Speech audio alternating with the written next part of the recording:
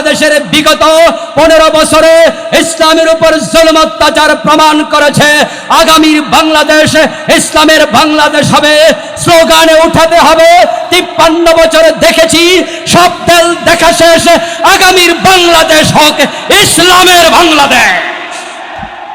আল্লাহ বারবার সুযোগ দেন না, আল্লাহর দেয়াবারের সুযোগ কাজে লাগানো দরকার আছে কিনা? আগামীর নির্বাচনে কোরআনের পক্ষে কাজ করবেন কিনা? দলমত ভুলে যান, ইখতিলাফ ভুলে যান। ওলামায়ে হযরতের হাতে ধরে পায়ে ধরে অনুরোধ করছি, আপনারা এবার কমপক্ষে দিন কায়েমের ব্যাপারে একমত হন, ঐক্যবদ্ধ হন, এক কাতারে আসেন। ইসলামের ইখতিলাফ এটা diversity of Islam, this is beauty of Islam. ইমাম আবু হানিফা এক কথা বলেছেন, ইমাম শাফি ভিন্নটা বলেছেন।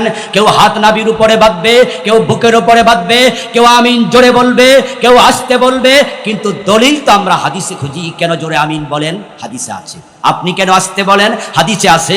এটা কোথায় পেলেন? কোরআনে আছে। আপনি উল্টা বলছেন কেন? বলে আবার তো কোরআনে আছে। দলিল কোরআন হাদিসে খোঁজেন। কোরআন হাদিসের ব্যাপারে ইখতিলাফ যেহেতু নাই, এই কোরআন কায়েমের ব্যাপারে ঐক্যবদ্ধ হয়ে যান, ইখতিলাফ পাশে রাখেন। আলেমরা এক হয়ে গেলে জালেমরা লেজ তুলে পালিয়ে যাবে। আল্লাহর দেয়া সুযোগ যদি এবারও কাজে না লাগান, আল্লাহর আদালতে আসামির কাঠ ঘোড়ায় দাঁড়াতে হবে।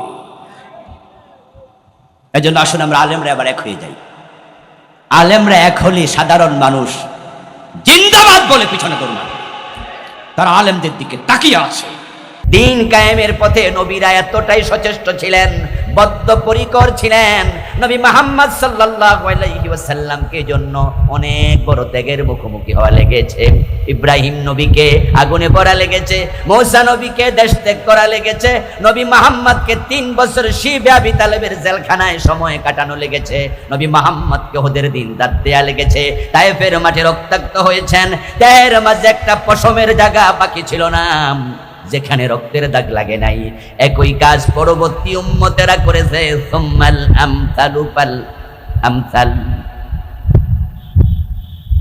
নবীদের পথে চলতে গিয়ে পরবর্তী উম্মতের দিকে তাকান, বেলালের গলায় রশি লাগে টানা হয়েছে, আমির হামজার কলিজা কাঁসা চিবানো হয়েছে, ইমাম হুসাইনের দেহ থেকে কল্লা আলাদা করা ফেলা হয়েছে। আমরা দেখেছি এই পথে চলতে গিয়া আমাদের সোনার বাংলাতেও 13 জনের মতো বড় বড় ইসলামী দলের নেতাকে শহীদ হওয়া লেগেছে।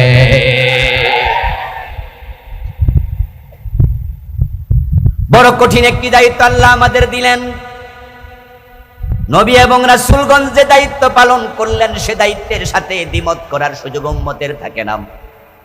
উম্মতের জান্নাত নবীর অনুসরণের সাথে আল্লাহ সম্পৃক্ত করে দিয়েছেন। নবী মুহাম্মদ সাল্লাল্লাহু আলাইহি ওয়াসাল্লাম যে দায়িত্ব পালন করে গেলেন, দিন জমিনে তিনি পরিপূর্ণ কায়েম করে তারপর তিনি ইন্তেকাল করলেন। ওই দিন বাংলাদেশও কায়েম করার প্রচেষ্টা করা উম্মত হিসাবে আমাদের জন্য নফল না ফরজ। কিন্তু বড় দুর্ভাগ্য,